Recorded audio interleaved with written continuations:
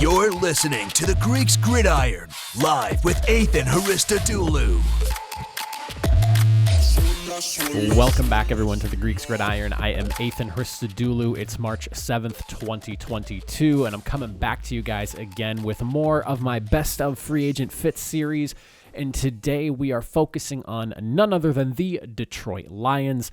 A lot of work to do with this team this offseason. I'm excited to talk about a couple of guys that I would like to see head on over to Detroit. So my Lions fans, hit that like button, hit that sub button so you don't miss out on the rest of the series and also all the conversation I'll be having about teams as we roll through this offseason. So let's discuss the Lions. We got $26.5 million in available cap space. So a fair amount of change, and that's obviously not including maybe some more people they cut as they go through the next couple of weeks leading into the free agent period when it opens up on March 16th.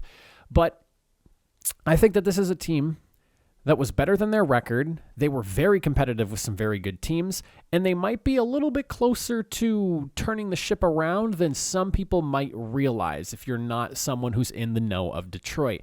There is some good young talent over there.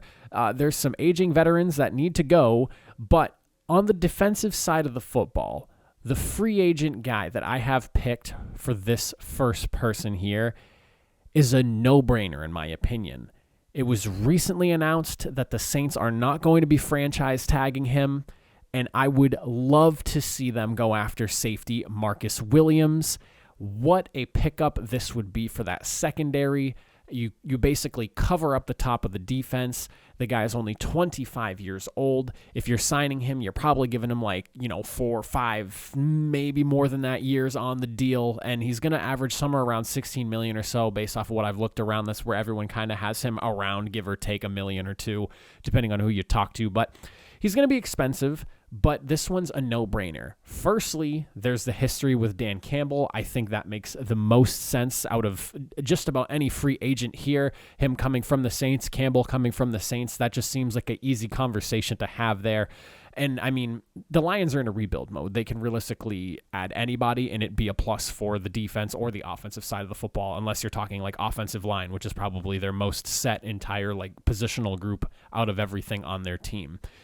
But if you bring in a guy like Williams, he completely sets you over the top on defense. I mean, talk about a game changer. He is an absolute playmaker over in the pass and in the run. I mean, he can do just about everything you need him to do on top of,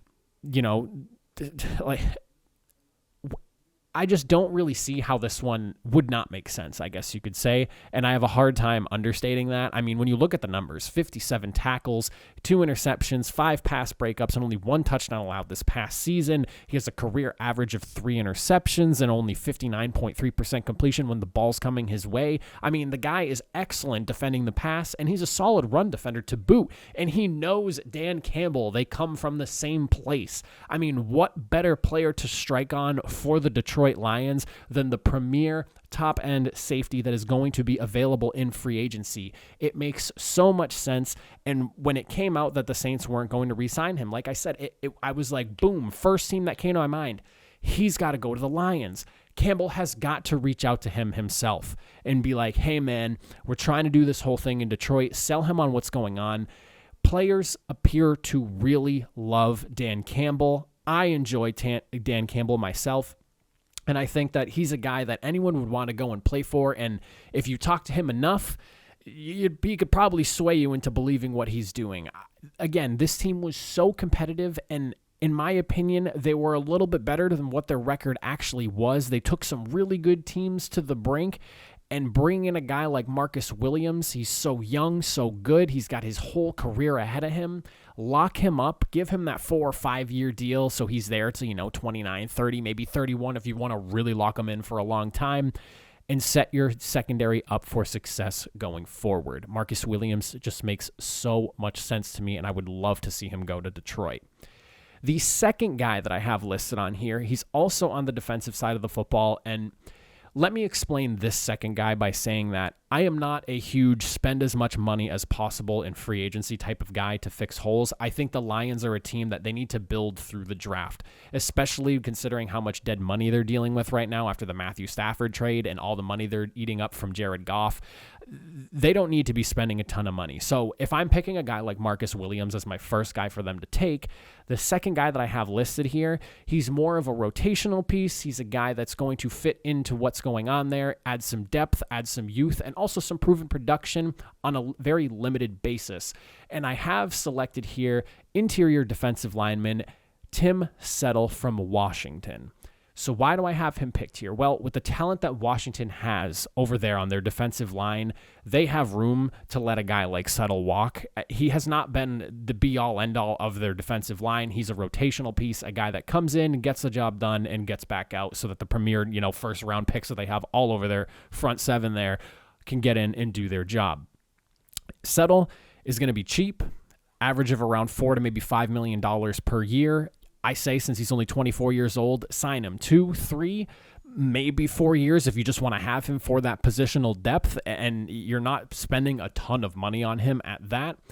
I expect Detroit to probably look at the interior D line going into this draft. I think that the interior defensive line is very deep from all the tackle positions, whether you're looking at 4-3 guys or 3-4 guys, either or. There's a lot of really good defensive and interior defensive linemen in this year's draft, and I do expect them to more than likely select someone there. But I will say that I think that there's a little more work to be done than just drafting a guy or two. Bring in a guy who's already been in the league for a little bit, has some proven production, and has the ability to be a rotational piece. Don't just rely on bringing in a bunch of youth from the draft.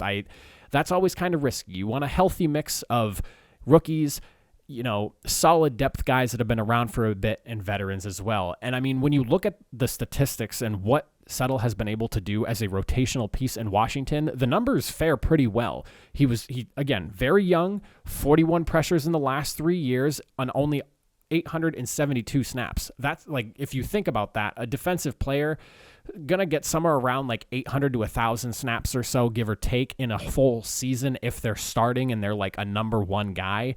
872 snaps, 41 pressures, that's actually really good, especially coming from the inside. Again, he's a rotational piece, and while he didn't have any sacks this past season, the season prior in 2020, he did have 5, and the year before that, he had 2. So, yeah, he didn't notch any sacks or anything like that, but he's clearly a disruptor, and he's pretty solid in the run as well. So he's, again, a good depth guy, a good rotational guy. He is not a guy that you are bringing in to be the number one on your defensive line. But when you look at what they already have on the inside there, Michael Brockers and Williams, they're both in their 30s. They're not getting any younger. So bringing in a guy like Settle, who has the proven production and limited opportunities, and he's not going to break the bank, and you're already spending, in my hypothetical scenario here, a ton of money on bringing in a safety like Marcus Williams to protect you over the top. This is more of like a depth addition type of guy, and a guy that would make sense to me to see them bring in. I would like to see a guy like Settle end up in Detroit. Makes a lot of sense in my opinion, doesn't break the bank, and I think he, again, a good solid rotational piece. And is he better or worse than the guys you already had in there? That's up for debate, but I will say he has youth and the remainder of his career to work with, and I would like to see what he could do over there in Detroit. But those are my 2 guys that I would like to see the Lions go after. Let me know who you guys think, my Lions fans, in the comment section down below. What do you want to see them target and go after in this free agent market? There are a ton of big names that are going to be available. Again, the Lions have $26.5 million. Not a ton of money to play with, but a fair amount to play with, where you could make a big splash play and then get a guy or two that is of value, like a rotational dude like Tim Settle. But let me know what you guys think. I appreciate you all for watching. Enjoy the rest of your afternoon. Have a good one.